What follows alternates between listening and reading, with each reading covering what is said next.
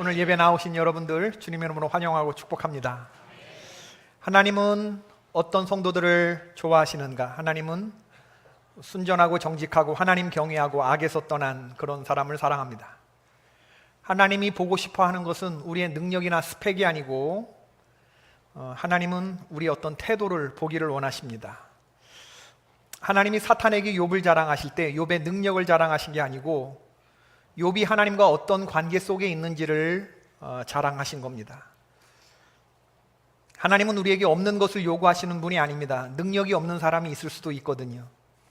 그러나 순전함, 정직함, 하나님 경외, 그리고 악에서 떠난 이 네 가지는 모든 사람들이 다 하나님 앞에 결단하면 그렇게 할 수 있는 것입니다.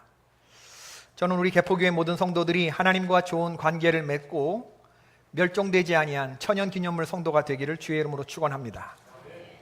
성경에 하나님의 마음을 시원하게 해드리는 그런 빛나는 종들이 여럿 있지만 에스겔 선지자가 콕 집어서 언급한 세 사람이 있습니다. 에스겔서 14장 14절을 보면 비록 노아, 다니엘, 욥 이 세 사람이 거기에 있을지라도 그들은 자기의 공의로 자기의 생명만 건지리라. 나 주 여호와의 말이니라. 에스겔 선지자 당시에 시대가 굉장히 약했는데 노아, 다니엘, 욥 이 세 사람이 있을지라도 이 시대가 구원받지 못할 것이다 이런 말을 하면서 에스겔 14장에는 이 세 사람의 이름이 4번이나 반복됩니다. 하나님이 에스겔 선지자를 통해서 무슨 말씀을 하시려고 하느냐 하면 나는 이렇게 죄악이 풍성한 시대에, 풍부한 시대에 노아와 다니엘과 욥과 같은 의인들이 보고 싶구나 라고 하는 하나님의 심정인 것입니다.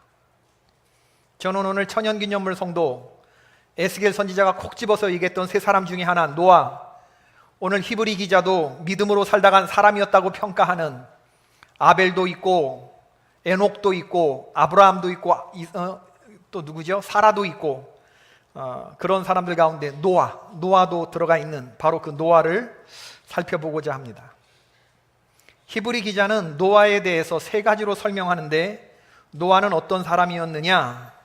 오늘 7절에 보니까 그는 보이지 않는 일에 경고하심을 받은 사람이었고 경외함으로 방주를 만든 사람이었고 자기 집을 구원한 사람이었다. 이 세 가지로 노아를 설명하고 있습니다.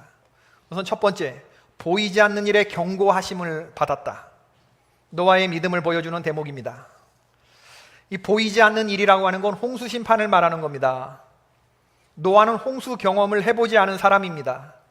하나님이 천지를 창조하시고 난 이후에 이 지구상의 기후가 그랬습니다. 홍수의 징조가 있지 않은 때였죠. 매일매일 햇볕은 쨍쨍, 모래알은 반짝, 아주 맑은 날씨만 계속되는 그런 날이었는데 하나님이 물로써 세상을 쓸어버리겠다고 하는 이 말씀이 노아에게는 어떻게 들렸을까? 한 번도 경험해 본 일이 없기 때문에 개념도 없는 이 물 심판을 노아가 어떻게 들었을까? 그런데도 노아는 이 하나님의 경고를, 짐작도 되지 않는 그 하나님의 경고를 노아는 있는 그대로 받아들였다는 겁니다. 왜냐하면 눈에 보이지 않는 하나님을 더 두려워하는 마음으로 섬겼던 여호와 경외가 있는 사람이었기 때문입니다. 예전에 초등학교를, 국민학교를 다닐 때 선생님이 학생들 자습시켜놓고 그리고 나가면서 뭐라고 그럽니까? 떠들지 말고 조용히 자습해라. 떠들고 장난치면 선생님 돌아와서 혼내줄 거다. 반장, 떠든 애들 칠판에 이름 적어라. 이럽니다. 그럼 반장이 나와서 칠판에 떠든 사람, 떠든 애, 뭐 이렇게 좀 무식한 반장이면 떠든 애. 그러면 떠든 사람은 오늘날 말씀으로 말하면 뭐냐? 보이지 않는 일에 경고하심을 받지 못한 애들. 그죠? 떠든 애들은 보이지 않는 일에 경고하심을 받지 못한 애들. 선생님 분명히 경고하고 나갔는데 경고하심을 두렵고 떨리는 마음으로 받지 않은 애들, 떠든 애들. 선생님 돌아오셔서 반드시 그 죄를 다루십니다. 하나님 마찬가지. 하나님은 우리의 죄악을 다루십니다. 그냥 죄를 놓아 두시는 법이 없습니다. 그렇기 때문에 우리가 죄에 대해서 취할 수 있는 입장은 두 가지인데, 하나는 하나님의 은혜를 입든지 아니면 하나님의 심판 속으로 들어가든지 둘 중에 하나입니다. 심판이 오기 전에 하나님의 은혜를 입는 우리 모두가 되기를 바랍니다. 심판이 오기 전에 구원 방주 안으로 들어가야 돼요. 보이는 일에도 경고함을 받지 못하고 강팍한 마음을 가지고 사는 사람들이 세상에 대다수요. 간혹 보여주면 경고함을 받는 사람들이 혹시 있을지 모르겠지만 노아는 어떤 사람이었냐면 보여주지 않은 일에도 불구하고 경고함을 받은 그 시대의 유일한 사람이 바로 노아였다는 거죠. 두 번째, 하나님을 경외함으로 방주를 준비한 노아. 노아가 방주를 제작하였다는 것은 정말 순종하기 어려운 하나님의 말씀을 실천한 건데 노아의 하나님 경외가 삶으로 드러난 것을 보여주는 아주 전적인 그러한 티피컬한 그런 예이죠. 노아가 어떤 배를 만들었습니까? 노아 방주는 길이가 135m, 넓이가 22.5m, 높이가 13.5m, 이 잣나무로 만들어진 목재선을 만들었습니다. 농구 코트 20개가 들어갈 수 있는 크기에 화차 521량 해당하는 14,000톤을 적재할 수 있는 부피를 고려한다면 노아가 만든 배는 배가 아니라 선박입니다. 선박. 길이와 폭으로만 보자면 노아의 방주 크기가 뭐 같냐? 이 세월호와 같아요. 세월호와. 세월호 길이가 노아 방주 135m라고 했는데 길이가 세월호는 145m. 세월호가 10m 더 길어요. 폭이 22m. 폭은 똑같아요. 높이도 그렇습니다. 놀라운 사실은 인류가 이렇게 노아의 방주만한 배를 만든 게 언제냐? 1843년 영국 해군이 더 그레이트 브리튼이라고 하는 배를 만들었는데 이 정도의 엄청난 배, 대형 선박이 물에 뜨려면 길이와 넓이와 높이와 이 모든 것들이 비율이 정확해야 된다고 하는데 인류가 이 비율을 알아내는데 오랜 시간이 걸린 거죠. 놀랍게도 길이가 넓이의 6배, 길이가 높이의 10배가 될 때 물에도 잘 뜨고 이 배가 잘 나가기도 한다는 사실을 알게 된 건데 노아의 방주가 바로 이렇게 완벽한 대형 선박이 갖추어야 하는 그런 비율로 건조되었다고 하는 사실입니다. 그럼 이게 배가 아니고 엄청난 선박인데 놀라운 사실은 뭐냐면 이 배에 자체 동력이 없다는 겁니다. 자체 동력이 있어야 앞으로 나아가게끔 하든지 동력이 없다면 바람의 힘을 이용해서 나아갈 돛대라도 있어야 되는데 돛대도 없어요. 이 배는 배를 지면에서 떼거나 가까이 붙일 때 사용하는 삿대도 없습니다. 그러니까 이 배는 최소한 물결을 따라서 방향을 바꿀 만한 그런 조종감도 없고 물에 뜨기만 할 뿐이지 전진, 후진, 방향 전환, 정지, 정박 이 모든 것들이 배에 탄 사람들의 의지가 손톱만큼도 허용되지 않는 100%이 복종의 배가 바로 이 노아의 방주였다는 거죠. 여러분, 어디로 흘러갈지 모르는 이 무섭기 짝이 없는 배를 삿대도 없고 돛대도 없는 이런 배를 어떻게 노아가 제작할 수 있었을까? 나라면 이러한 하나님의 명령에 순종할 수 있을까? 한번 생각해 보지 않을 수가 없어요. 노아가 대단했다고 생각하는 이유가 바로 여기 있습니다. 얼른 생각해도 의문투성이의 배를 만들라고 지시하시는 하나님의 명령에 대해서 한마디 질문도 하지 않았습니다. 그는 알량한 지식을 이용해서 하나님께 의문점을 질문하지 않았어요. 하나님의 아픔을 이해했습니다. 노아에게 지시된 하나님의 명령은 선박에 관한 한 비전문가 노아에게 많은 재정적인 곤란뿐만 아니라 많은 시간이 소요될 수고스러운 과업이었겠지만 노아는 이 배를 만들었어요. 창세기 5장 32절에 보면 노아가 새 아들을 낳았던 때가 500세가 지난 때라고 했습니다. 그리고 7장 11절에 보니까 홍수가 시작된 시점이 노아가 600세 되던 해 둘째 날 열 이렛날이라고 했습니다. 중간에 한 100년 정도의 시간이 있는 셈인데 노아가 한 100년 정도 배를 만들었다고 하는 추론이 가능한 것이죠. 성경은 노아가 어떤 직업에 종사하는 사람인지 말해주고 있지 않아요. 그러나 고고학적인 증거에 의하면 적어도 노아는 바다가 있는 곳으로부터 220km 떨어진 곳에 살고 있었을 것으로 추정합니다. 배를 만드는 것에 관한 한 비전문가였다는 말이고 배가 있을 만한 그런 바닷가로부터 220km 떨어진 이 내륙에 살고 있었다는 말이에요. 하나님은 노아에게 방주를 저 옥포조선소, 거제조선소 이런 바닷가를 인접한 그런 데서 만들려고 한 게 아니라 산에다가 산에다가. 노아의 방주는 산에서 건조되었고 그리고 산에다가 주차됐습니다. 여러분, 처음부터 끝까지 순종할 수 없는 이런 주문들로 가득한데 이게 노아가 만든 노아 방주. 노아가 창세기 6장 21절에 노아가 그와 같이 하여 하나님이 자기에게 명령하신 대로 다 준행하였더라. 창세기 6장 22절에 그렇게 말하잖아요. 노아가 에브리띵 다 했다는 거예요. 노아 did everything. 에브리띵 다 하나님이 명령한 것은. 부분만 이해되는 것만 한 게 아니라 전부 다 하나님이 말씀하신 걸 실천했다. 비가 올 것 같지 않은 날에 배를 만든 것도 그렇고, 산에다가 배를 만든 것도 그렇고, 사람들의 빈정거림과 비웃음을 견디면서 배를 만든 것도 그렇다니. 노아의 하나님 경외가 얼마나 대단했는지를 보여주는 그런 대목이 노아가 이런 배를 만들었다는 겁니다.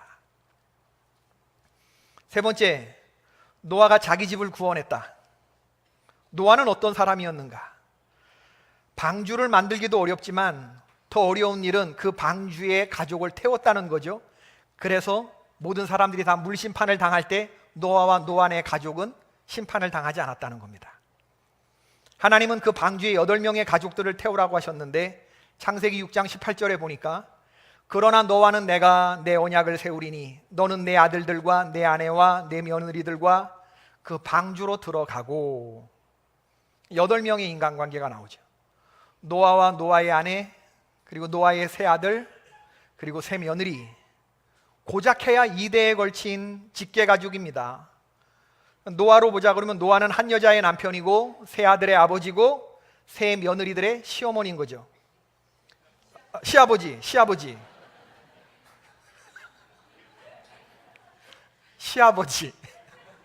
이들 직계가족 8명의 관계를 보면 부부관계, 부자관계, 형제관계, 고부관계, 어느 하나도 쉬운 관계가 없어요. 생각해보면 그렇죠? 여러분, 부부관계, 부자관계, 그리고 형제관계, 고부관계, 동서관계도 있네요. 동서관계, 며느리들끼리 참 가깝고, 생각해보면 많은 사랑을 나눠야 되는 그런 가족인데 친밀함 속에 살아야 되는데 우리 살아가는 삶을 한번 보자 이거죠. 얼마나 그 가족들 가운데서 남보다도 못한 깨지고 상처 주는 관계로 살아가는지. 그렇지 않습니까? 가정의 달 5월의 마지막 주일인데 이 시간 여러분 한번 생각해 보기를 바랍니다. 여러분은 여러분의 배우자로부터 신뢰받고 있는 사람입니까? 남편이나 혹은 아내가 여러분을 100% 믿고 신뢰합니까? 부부관계부터 보십시다. 부부관계를 뭐라고 말할 수 있을까? 남편을, 아내를 뭐라고 정의할 수 있을까? 사랑하지만 가끔씩 나를 미치게 만드는 너란 남자, 너란 여자. 오늘날 가장 많이 무너져 있는 부분이 바로 이 부부관계인데, 가정의 위기는 다른 게 아니고요, 간단합니다. 부부의 관계입니다. 부부의 관계. 결혼하면 동시에 이혼이 떠오르는 세상. 결혼은 연애 플러스 사랑의 결혼이 아니라 조건 플러스 경제식의 동거. 이젠 어느 누구도 결혼이 신성한 예식이라고 생각하지 않아요. 이젠 누구도 저 사람이 하나님이 내게 살라고 주신 사람이라고 그렇게 생각하는 사람은 없습니다. 결혼은 쇼핑이 되어버렸죠.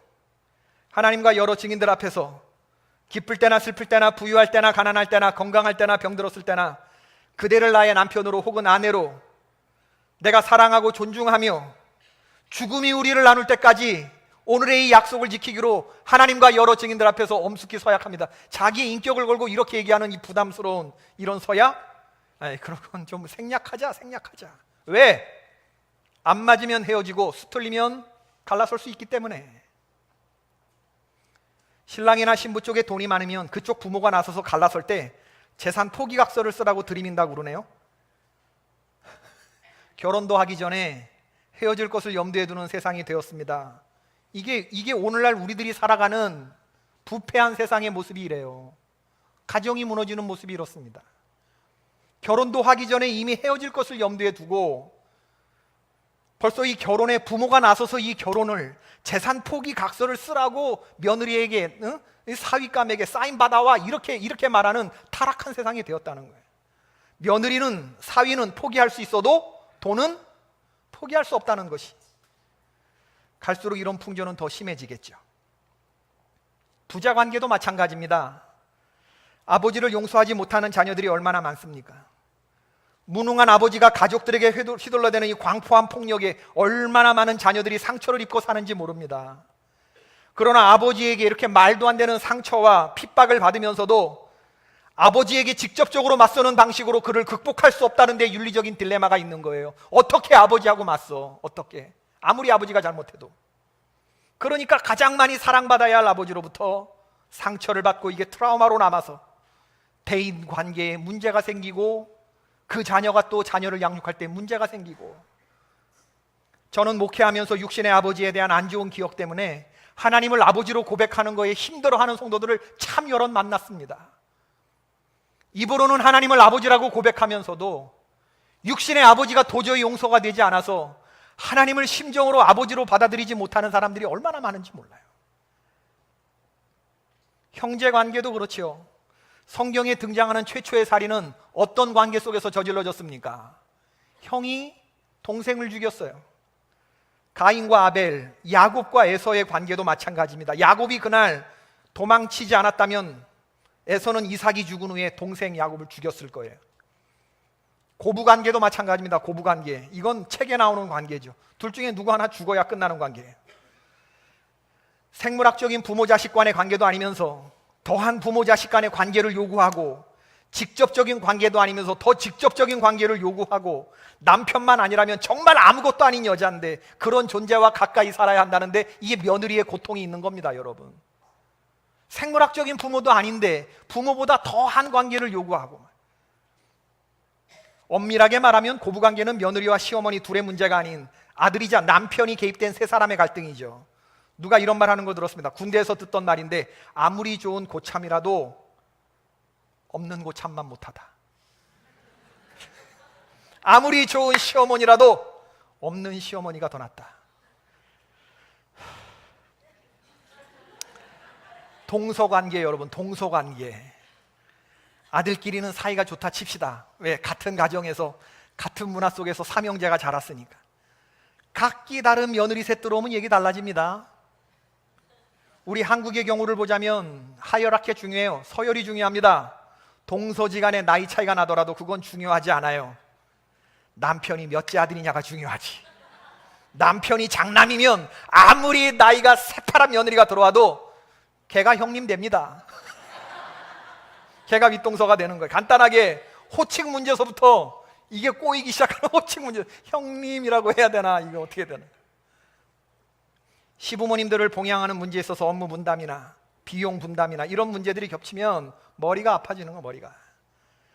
저마다 책임을 이해하는 바가 다르고 개개인의 자율성과 주장이 커지는 상황에서 외며느리가 차라리 속 편하다는 말이 왜 나왔겠습니까? 동서관계가 쉽지 않기 때문에 그래요. 노아가 대단하다고 느껴지는 게 뭐냐면, 우선 요즘 세상에 아들 셋을 다 장가 보냈다는 겁니다. 할렐루야! 제가 신방 많이 다녀보지만 아들 셋 다 장가 보낸 사람이 속 시원하게 숙제 다 끝내는 사람들, 이게 많지 않아요, 여러분. 때가 되면 다 시집가고 장가 갈 줄 알았는데 이상하게 이렇게 하나, 그 중에 하나가 이게 시집장가를 못 가가지고 부모님의 근심이 되는 그런 가족들이 있거든요. 노아는 셋 다 장가 보냈어요. 셋 다 장가. 그리고 그 외에 8명을 다 태웠어요. 8명을 다 태웠어요. 하나님이 명령하신 방주를 만드는 거, 그건 100년의 과업이죠. 그러나 아내와 아들과 며느리들을 다 그 배에 태우는 거, 이건 평생의 과업입니다. 가족은 가장이 명령한다고 따르지 않습니다. 감동이 되고 신뢰가 될 때 따르는 거죠. 아버지가 가잔다고 다 따라 나섭니까? 그렇지 않습니다. 노아가 얼마나 신뢰받는 가장이었느냐, 노아가 방주의 가족 모두를 태웠다는 것이 단적인 증명인 겁니다. 노아는 신뢰받는 가장이었다. 여러분, 노아가 방주에 들어가고 하나님이 문을 닫았는데 비는 언제 왔습니까? 창세기 7장 10절, 비는 언제 왔어요? 노아의 가족들이 다 들어가고 문 딱 닫은 후에 비가 꽉 내렸나요? 들어가서 얼마나 있었습니까? 비가 안 오는 채 7일을 있었다. 7일을. 그러면 생각해 보세요, 여러분. 시아버지와 시어머니와 자부와 아들과 그 방주 안에서 배를 만들었건 그렇다 치자. 7일은 짧은 숫자가 아니거든요. 짧은 시간이 아니거든요. 내가 이러려고 배를 만들었나? 뭐 가랑비라도 내려야 뭐 배 만든 게 있는데 그 배에 들어가고, 이게 무슨 정신병자들도 아니고 말이죠. 오손도손 앉아가지고 7일 동안 이렇게 있었을 걸 한번 생각해 보세요. 노아의 가족은 인내하면서 정말 믿음이 아니고서는 단 한순간도 버틸 수 없는 그런 시간들을 견뎌냈다는 거예요, 가족 모두가. 생각해보면 노아는 하나님 앞에서 자기 자신을 먼저 바로 세우고 그 다음으로 가족을 구원했던 사람입니다. 노아의 방주엔 없는 것들이 많았죠. 돛대도 없고 삿대도 없고 화장실에 대한 조항도 없고 환기시설에 대한 것도 없고 창문도 작고. 노아의 방주 안에는 그렇지만 없고 결핍된 것들이 많이 있는 게 아니라 이 배 안에는 실상 많은 것들이 있었어요. 순전한 믿음이 있었고 하나님을 경외하는 믿음이 있었고 하나님의 말씀에 순종함이 있었고 가족들 간에 서로 사랑하는 신뢰가 있었고 부부관계, 부자관계, 형제관계, 동서관계, 고부관계, 사랑이 넘치는 관계가 있었고 인류의 마지막 소망, 하나님의 마지막 기대, 인류 재건을 하기에 충분한 그 모든 것을 그 노아의 식구가 안고 가는 생명 공동체였다는 점에서 노아의 방주는 결핍투성이의 배가 아니라 은혜와 소망이 충만한 배였다고 하는 사실, 여러분 우리가 기억할 필요가 있습니다. 여러분의 가정도 그렇습니다. 할렐루야. 인류를 재건하기에 충분한 풍성한 사랑이 바로 저와 여러분의 가정에도 이미 주어져 있음을 믿으시기를 축원합니다. 결핍된 것이 눈에 보이는 게 아니라 하나님이 채우신 충만한 은혜가 눈에 보일 수 있어야 되는 거예요. 노아 이야기를 설교로 준비하면서 창세기 6장부터 9장까지를 찬찬히 읽어봤는데 하나님이 주목하게 하신 단어가 뭔가 보니까 그러나라고 하는 단어예요. 그러나. 오늘 말씀 제목 그러나. 여러분 그래서 오늘 주보를 보고 오늘 말씀 제목이 그러나가 뭐야? 그런 분들 많았을 텐데 창세기 6장 8절 읽어보십시다. 시작. 그러나 노아는 여호와께 은혜를 입어. 그러나에 꽂힌 거예요. 그러나 노아의 자리에 저와 여러분의 이름이 들어가 있기를 바랍니다. 그러나 강병홍 장로님 여호와께 은혜를 입었더라. 그러나 김하자 권사가 은혜를 입었더라. 이렇게 말이죠. 창세기 6장 8절을 전후로 해서 노아 시대에 죄악이 가득했음을 말하는 표현이 등장하는데 5절부터 7절까지가 그렇고 8절이 있고 이어서 11절과 12절이 있어요. 그래서 이 8절 그러나가 딱 중간에 있는데 5절부터 7절의 말씀 읽어봅시다. 시작. 여호와께서 사람의 죄악이 세상에 가득함과 그의 마음으로 생각하는 모든 계획이 항상 악할 뿐임을 보시고 땅 위에 사람 지으셨음을 한탄하사 마음에 근심하시고 이르시되 내가 창조한 사람을 내가 지면에서 쓸어버리되 사람으로부터 가축과 기른 것과 공중의 새까지 그리하리니 이는 내가 그것들을 지었음을 한탄함이니라 하시니라. 요게 5절부터 7절이고 11절과 12절은 뭐냐? 시작. 그때에 온 땅이 하나님 앞에 부패하여 포악함이 땅에 가득한지라 하나님이 보신즉 땅이 부패하였으니 이는 땅에서 모든 혈육 있는 자의 행위가 부패함이었더라. 부패했고 부패했다는 말이 3번씩이나 반복되잖아요. 5절부터 7절에 부패한 세상과 11절부터 11절에 부패한 세상, 이 사이에 그러나 노아는 여호와께 은혜를 입었더라. 그러나 하나님은 노아에게 은혜를 베푸셨더라. 그러나 노아는 여호와께 은혜를 입었더라. 죄악이 가득 찬 세상이었지만 노아는 하나님을 섬기는 사람이었다는 말이고, 죄악이 가득 찬 세상에 하나님은 싹 쓸어버리기로 생각하셨지만 그러나 노아에게는 은혜를 베푸셨다, 그 얘기입니다. 그러나의 믿음을 가진 사람은 시대와 타협하지 않아요. 인생 600년 산 사람을 평가할 때 하나님은 그의 업적을 좋게 보신 것이 아니라 그가 하나님과 동행하였다고 하는 관계, 이 관계를 중요하게 말씀하셨죠.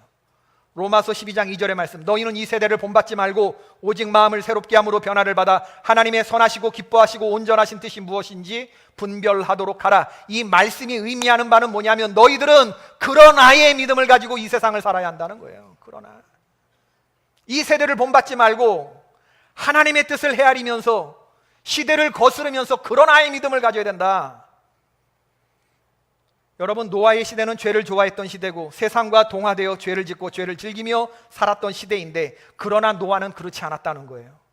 노아에게 있어서 그러나의 마음은 세상을 향한 게 아니라 하나님을 향한 태도였고, 섞이지 않으리라 하는 이 순수함에서 나오는 힘이었고, 세상의 죄악과 잘못된 문화를 거절하는 용기였고, 우상에게 절하지 않는 믿음의 각오였죠.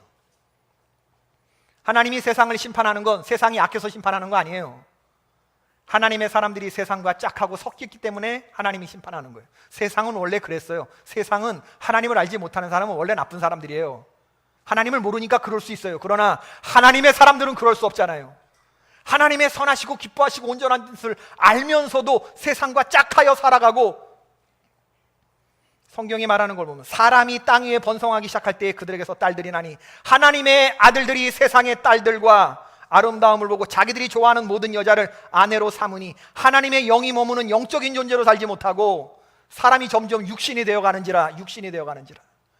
육신이 되어가면 안 되는 하나님의 사람들이 세상과 짝하고 육신이 되어가니까 하나님이 세상을 쓸어버리려고 하는 거죠. 세상이 악함을 보고 쓸어가는 게 아니라 하나님의 사람들의 타락을 보고 하나님이 세상을 심판하는 거다, 그 얘기를 하는 겁니다. 성경에 나오는 다니엘, 청년의 왕성한 시기에 맛있는 음식이 얼마나 큰 유혹이었겠습니까? 산의 진미와 맛 좋은 포도주가 있는데 달콤한 유혹이 되지 않았겠어요? 그러나 다니엘은 거기에 마음을 두지 않았어요. 왜냐하면 하나님께 뜻을 두었다 그랬습니다. 어떤 뜻이냐?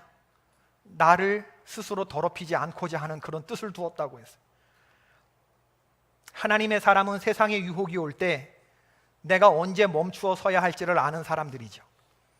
여러분, 잘 만들어진 자동차가 왜 비싸고 고급인지 아세요? 성능 좋은 자동차는 브레이크에 발만 올려놔도 차가 팍팍 서요. 성능이 떨어지는 차는 브레이크를 꾹 밟아도 밀려요. 그래서 내가 이 지점에서 서야 되는데 싶은데 차가 좀 더 나갔다가 서요. 성능이 떨어지는 차죠. 성능이 좋은 차는 저쪽 가서 쓸 것 같은데 벌써 팍팍 서요. 하나님의 사람들도 그렇습니다.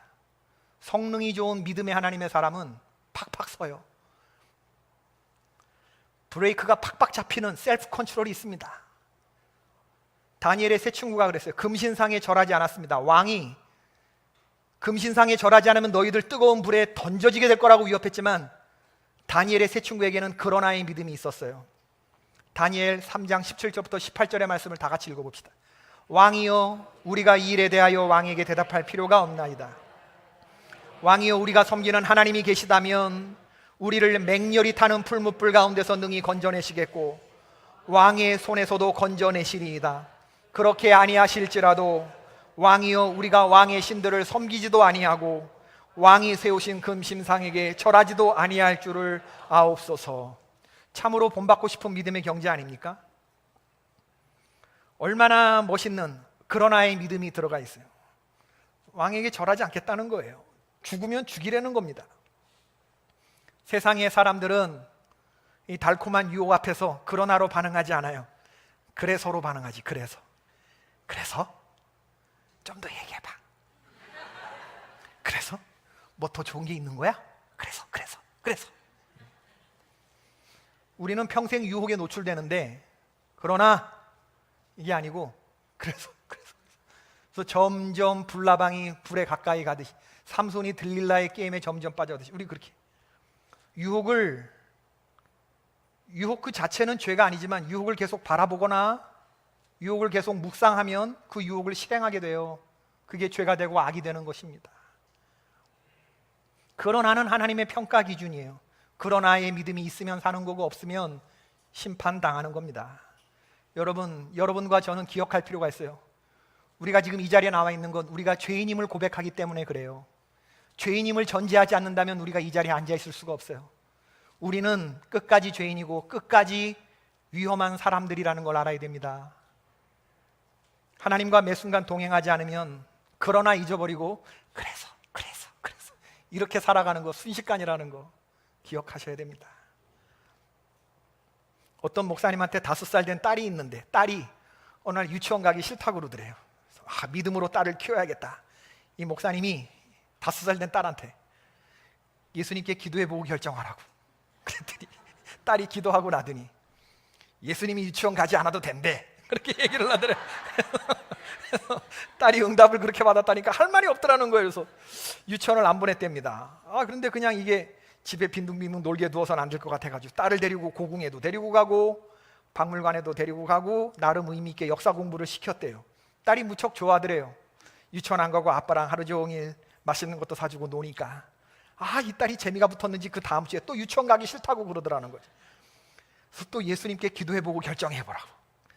내 집도 유치원 가지 말라고 하면 이거 어떻게 나오나, 이거 상습범 될 텐데 고민하는데 딸이 예수님이 유치원 가라고 그랬다고 그러더래요. 그러면서 책가방을 들고 나오더래요. 책가방을 들고. 그러면서 얘가 유치원을 가는데 정말 짜증난다는 표정을 하면서 아이씨 오늘 정말 유치원 가기 싫은데 그러면서 나가더래요. 딸을 보면서 여러 가지 많은 생각이 들었다는 겁니다. 5살 유치원 아이도 자기의 본성을 거스르면서 그런 아이 믿음을 가지고 주님과 동행할 수가 있는데 우리가 어떻게 살아가야 하나 이 생각을 했다는 것이죠. 노아에게 방주를 지으라 말씀하신 하나님의 의도는 세상을 정죄하는 것이었습니다. 경고의 말을 듣지 않는 자는 죽으리라, 이 믿음을 보여줄 자를 찾으셨던 거예요. 내가 이 사람을 기준 삼아서 나머지를 절대 평가할 것이다 라고 하는 하나님의 이 샘플, 하나님이 그런 사람을 찾으셨을 때 찾아줬던 사람이 바로 노아거든요. 노아를 정죄하던 사람들은 그들이 정죄당했습니다. 믿음이 없는 사람들에게 현실이 전부겠지요. 그러나 성도들에게는 현실이 전부가 아니라 믿음으로 보는 세상이 전부입니다. 성도에게는 하나님의 경고가 현실인 줄로 믿습니다. 저는 우리 사랑하는 성도들이 세상살이의 고단함 속에서 예배하러 나왔다는 거 알아요. 오늘 많은 분들이 제가 이렇게 쭉 보니까 참 어려움들을 이기고 예배의 자리에 나왔는데 여러분들이 이 시대의 노아라고 저는 믿습니다. 여러 가지 건강의 어려움들, 그리고 태어나 보니 온통 다 불교 집안이고 시집가 보니 장가가 보니 다 불교 집안인데 그런 모든 걸 뚫고 지금 이 자리에 나와 앉아 계신 분이 있거든요. 이게 바로 그러나 노아는 하나님께 은혜를 입었듯이 바로 여러분이 하나님께 은혜를 입은 증거입니다. 우리가 하나님을 알게 된 게 은혜고 그 하나님이 두려운 분이라는 거 알게 된 게 은혜고 그래서 배를 만드는 신용이라도 하면서 쫓아가려고 하는 마음이 드는 게 은혜고 그렇게 못 사는 내가 늘 하나님 앞에 죄송스러운 이런 마음이 가져지는 게 또한 은혜고 그러면서 비틀비틀거릴지라도 아예 넘어지는 거 없이 우리가 한 걸음씩 한 걸음씩 주님 앞에 가는 거 아닙니까? 오늘 교회 나오는 건 쉬웠어요? 마음이 부담이 없으셨어요? 가족들의 핍박과 외로움과 놀림 속에서도 오늘 집을 나와서 더벅더벅 교회에 걸어 나왔다는 게 참 대단한 믿음이고 개포교회 문을 열고 지금 이 자리에 나와서 하나님의 말씀 듣는다는 게 이게 은혜고 제가 분명히 선포할 수 있는 거 있는데 그건 뭐냐면 하나님이 그런 하나님의 은혜를 입은 여러분들을 통해서 여러분들의 가정의 절망적인 이야기들을 소망의 이야기로 바꾸어 가실 줄로 믿습니다. 하나님의 역사는 하나님의 은혜가 임한 사람들 통해서 주변이 고쳐지는 거예요. 세상의 조소와 공격에 기죽지 말고 끝까지 견디시면서 하나님의 의의 상속자가 되시는 여러분들 되시길 주의 이름으로 축원합니다. 세상을 정죄하고 노아를 통해서 세상을 정죄하고 의의 상속자로 하나님이 세우시기 위해서 바로 그런 성도가 우리가 됐으면 좋겠다라고 하는 거죠. 베드로후서 3장 3절부터 4절의 말씀 우리 다 같이 한번 읽어봅시다. 시작. 먼저 이것을 알지니 말세에 조롱하는 자들이 와서 자기의 정욕을 따라 행하며 조롱하여 이르되 주께서 강림하신다는 약속이 어디 있느냐. 조상들이 잔 후로부터 만물이 처음 창조될 때와 같이 그냥 있다 하니. 여러분 이게 세상이 떠드는 말이라는 겁니다. 세상 사람들이 교만하고 강팍해서 하는 말이 뭐냐 하면 자기의 정욕 따라서 살아가는 사람이 말하는 게 뭐냐 하면 주께서 강림하신다는 소식이 어디 있냐? 하나님이 어디 있냐? 심판하신다는 하나님이 어디 있냐? 만물이 뭐가 심판이 되냐? 만물은 처음 창조될 때와 같이 그냥 있다. 이렇게 말하는 사람들. 그들은 홍수 심판이 있었던 것을 정말 모르는 건지 아니면 알면서도 모르는 척하는 건지 하나님을 경멸하는 건지 그들은 분별이 안 되는 사람들이에요. 홍수 심판이 이어질 불심판의 무서운 경고장이 된다고 하는 사실, 이걸 모르고 살아가는 강팍하고 교만한 사람들이 이렇게 떠드는 거죠. 주의 강림이 언제 있느냐? 있으면 한번 맞아보지 뭐 그 불에. 뭐 이렇게 살아가는 사람들. 하나님을 믿느니 내가 내 주먹을 믿겠다. 뭐 이렇게 말하는 사람들. 베드로후서 3장 6절부터 7절을 읽어봅시다. 시작. 이로 말미암아 그때 세상은 물이 넘침으로 멸망하였으되 이제 하늘과 땅은 그 동일한 말씀으로 불사르기 위하여 보호하신 바 되어 경건하지 아니한 사람들의 심판과 멸망의 날까지 보존하여 두신 것이니라. 여러분 이걸 우리가 알아야 돼요. 여러분 땅 좋아하시죠? 좋아하잖아요. 아유, 부동산 안 좋아요? 토지, 땅, 부동산. 그런 게 최종적으로는 어떻게 된다는 얘기냐? 불사르기 위하여 보호하신 바 된 거라는, 멸망시키기로 이미 작정하신 땅이다, 그 얘기입니다. 우리가 두렵게 생각할 건 뭐냐 하면 하나님의 심판이고, 우리가 관심을 두어야 할 땅은 멸망하기로 작정된 이 세상의 땅이 아니라 저 하나님의 새하늘과 새 땅이라는 거예요. 베드로후서 3장 11절 13절의 말씀을 함께 읽으십시다. 시작. 이 모든 것이 이렇게 풀어지리니 너희가 어떠한 사람이 되어야 마땅하냐? 거룩한 행실과 경건함으로 하나님의 날이 임하기를 바라보고 간절히 사모하라. 그날에 하늘이 불이 타서 풀어지고 물질이 뜨거운 불에 녹아지려니와 우리는 그의 약속대로 의가 있는 곳인 새 하늘과 새 땅을 바라보도다. 여러분, 반드시 하나님이 우리의 죄를 물으시는데, 노아의 방주가 오래 기다렸지만 영원히 기다리지 않고 문이 닫혔던 것처럼 하나님도 마지막에 우리를 불심판으로 우리의 죄를 다스릴 텐데, 주의 강림하심이 어디 있느냐? 만물이 처음 창조될 때부터 그대로 있지 않느냐고 그렇게 하나님을 무시하며 떠들었던 사람 전부 다 심판받게 될 텐데, 우리는 그러나의 믿음을 가지고 살아 거룩한 행실과 경건함으로 하늘의 날이 임하기를 기도하는 백성이 되라 하는 얘기고, 그날에 하늘에 불이 타서 풀어지고 물질이 뜨거운 불에 녹아질 때 우리는 머리털 하나도 까슬리지 않을 줄로 믿습니다. 까슬린다는 말 하나요?